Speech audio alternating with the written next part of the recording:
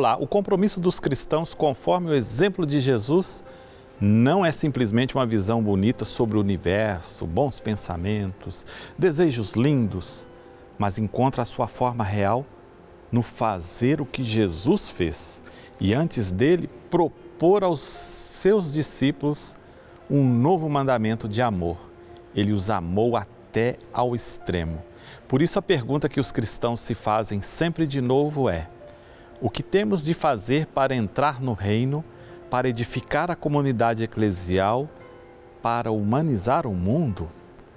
O Novo Testamento nos dá pistas para respondermos a esta pergunta. E a primeira delas é que não é o grito: Senhor, Senhor, nem a fé sem as obras, nem a declaração de amor a Deus, que libertarão os cristãos pela graça de Cristo. O Novo Testamento diz claramente que o que mais importa para a graça agir em nós é o desejo de viver no coração e nos lábios o serviço de construir um mundo mais humano, ou seja, humanizar. E a nossa tarefa de cristãos é a mesma tarefa de Jesus, humanizar o mundo, pois muitas vezes o mundo não é tão humano, ou seja, não é apto para que os humanos possam viver plenamente a sua vocação de filhos e filhas de Deus. Há muitas situações e corações fechados que desumanizam o mundo. Mas o mundo foi criado por Deus para ser uma sociedade verdadeiramente humana em que se manifesta a verdade do reino de Deus. E o crescimento da fé prepara e renova os cristãos para assumirem sua responsabilidade no projeto de Deus. E neste fazer, a pessoa está interligada de tal modo ao seu agir que a realidade dinâmica se expressa numa só palavra: a pessoa agente.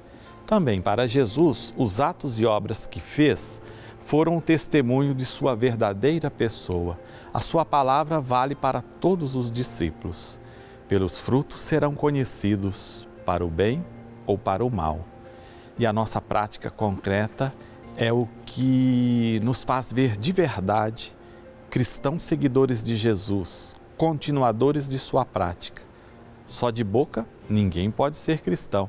Então é preciso assumir a causa de Jesus, humanizar o mundo desumanizado.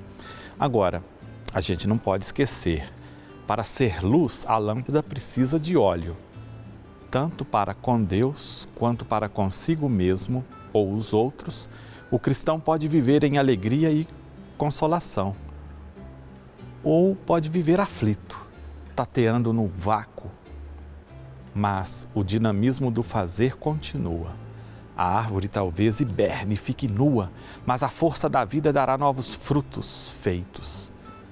Ao lembrarmos o episódio da multiplicação dos pães, nós percebemos que ele manifesta e em uma celebração eucarística confirma cada vez de novo que o fazer dos cristãos se realiza em solidariedade, colaboração, que constrói e que confirma o caráter comunitário do projeto que Jesus lançou no mundo. Ao redor do fazedor Jesus, os discípulos distribuem os pães e depois juntam os restos que sobraram nos cestos. Vejam que lição para nós. Se o nosso fazer como cristãos se fundamenta nesta passagem da multiplicação dos pães, com a missão dos discípulos de distribuir, ajuntar as sobras para levar para outros, percebe-se uma bonita ligação com a Eucaristia que celebramos. Eucaristia que nos impele ao fazer, fazer que nos impele em direção à Eucaristia. Tchau!